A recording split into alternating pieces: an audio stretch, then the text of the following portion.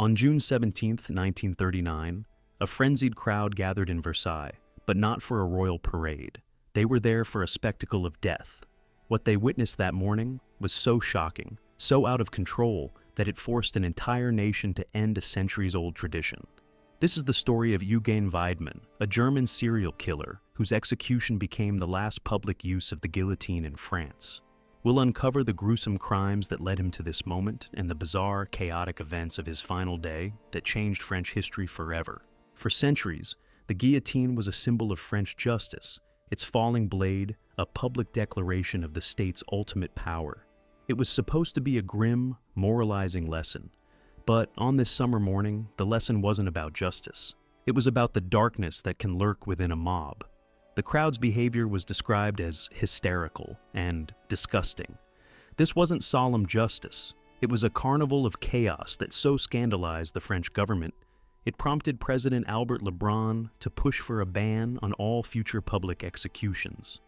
But what could a man have possibly done to warrant such an end? And what exactly happened in that crowd that forced a nation to hide its executions behind prison walls for good? To understand, we have to go back to the beginning, to the making of a man who would become a monster.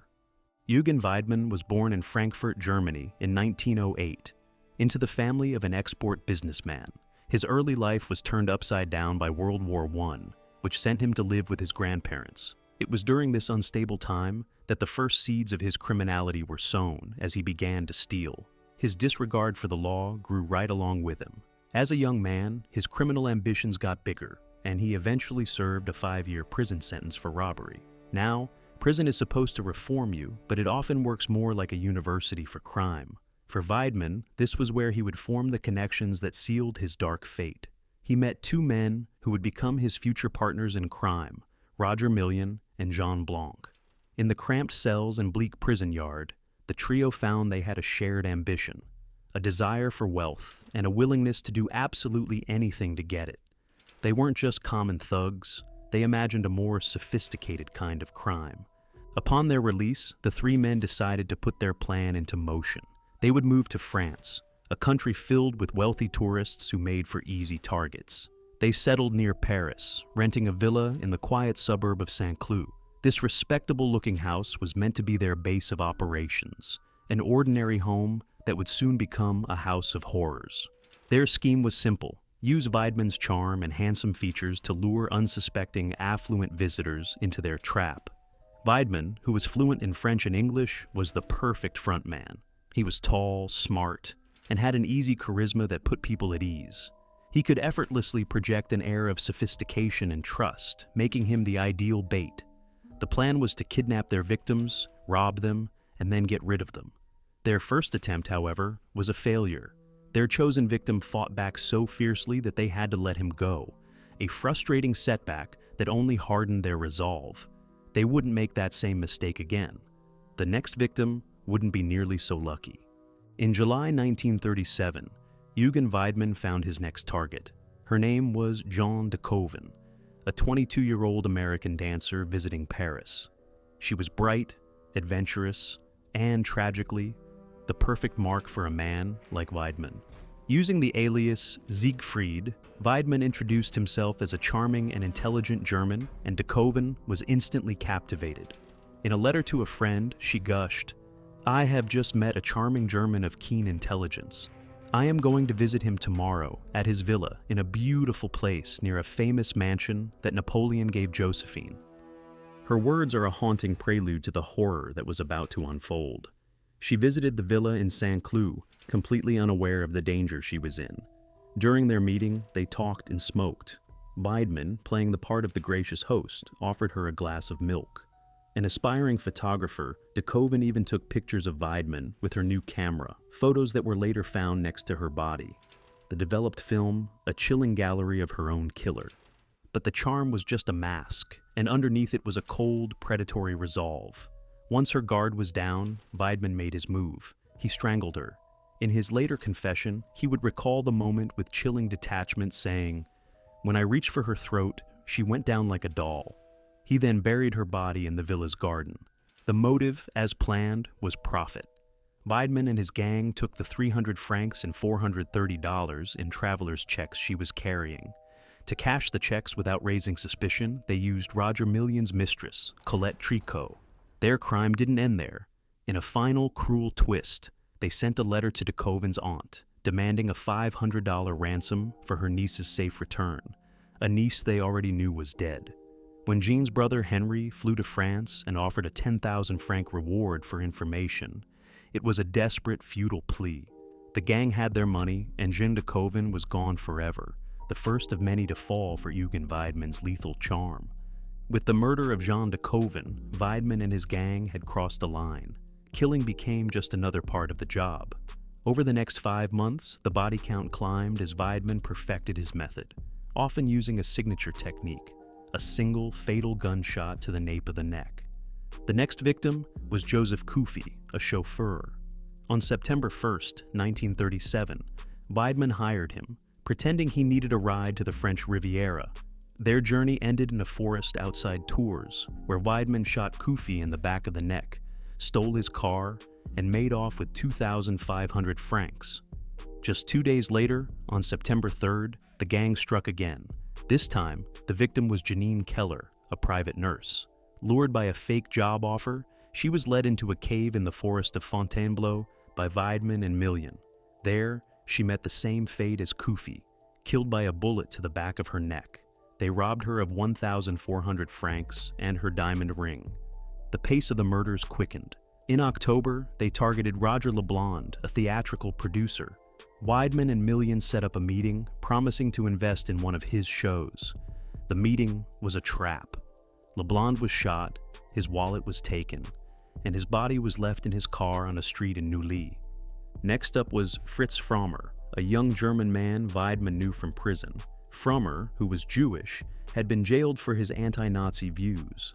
Weidmann, likely motivated by both greed and the fear that Frommer might talk to the police, killed him with a shot to the neck on November 22nd. Frommer's body was buried in the basement of the Saint-Cloud villa, not far from where Jean de Koven lay. The final murder happened just 5 days later. Raymond Lesobre, a real estate agent, was showing Weidmann a house.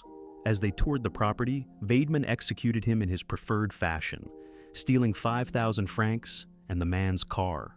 In just a few months, Weidmann had left a trail of 6 bodies, becoming one of France's most ruthless serial killers and leaving investigators completely baffled.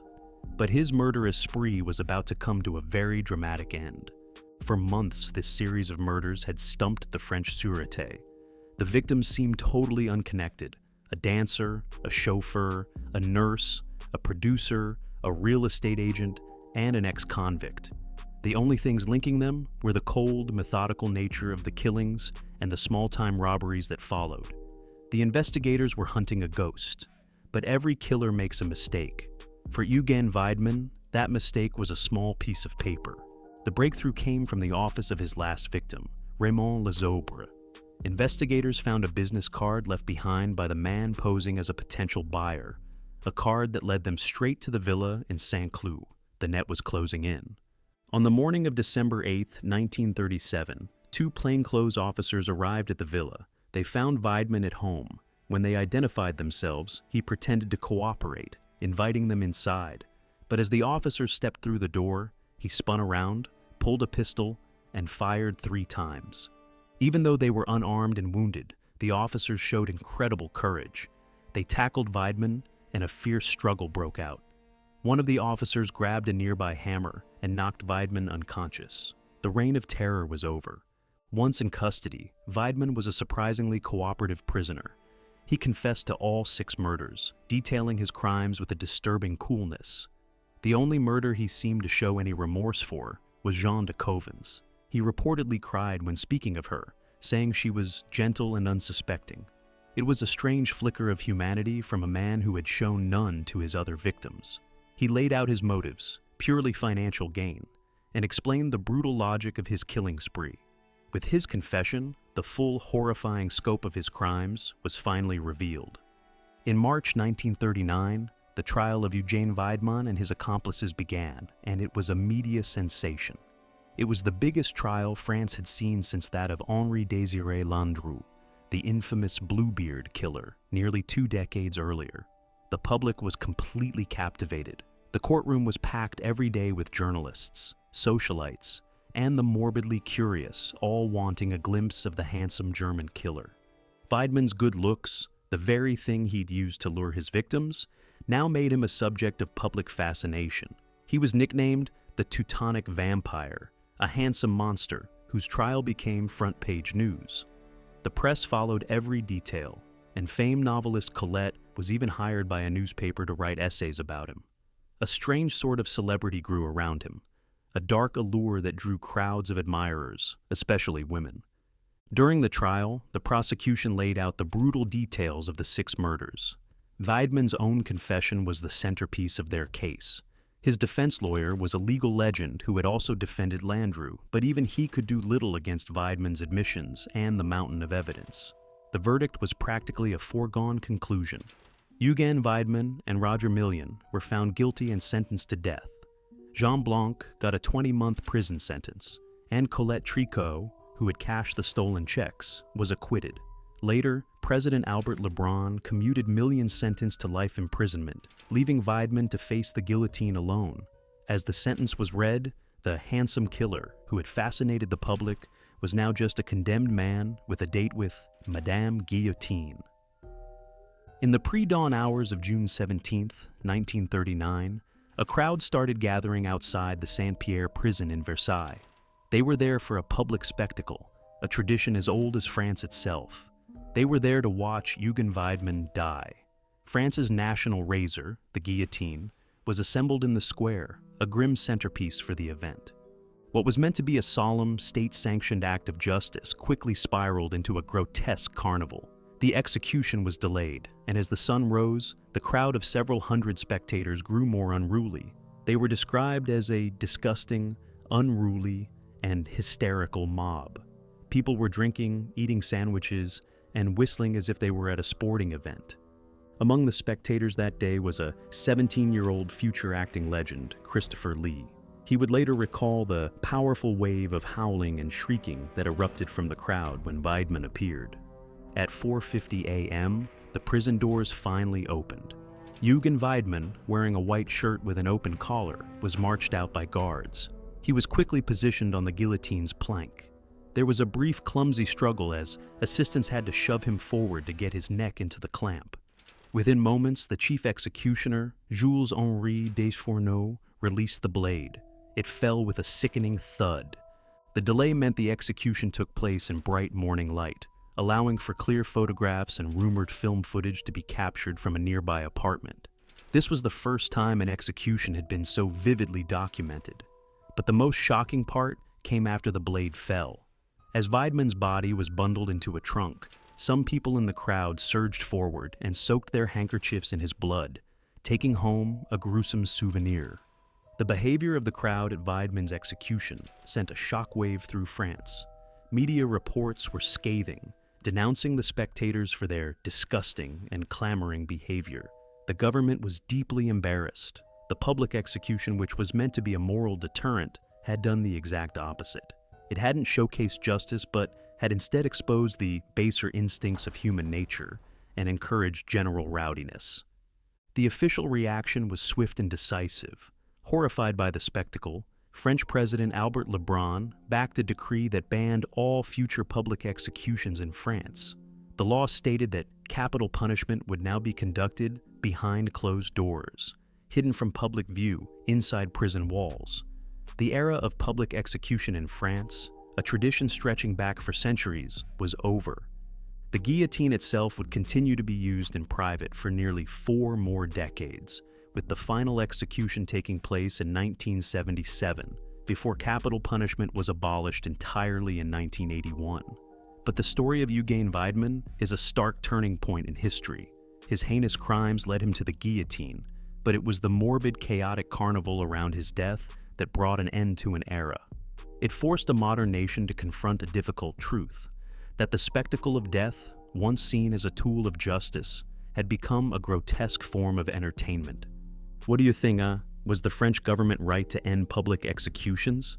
Let us know in the comments below. If you found this story compelling, please be sure to hit the like button, subscribe to our channel, and ring the notification bell for more dives into the dark and fascinating corners of history. Thanks for watching.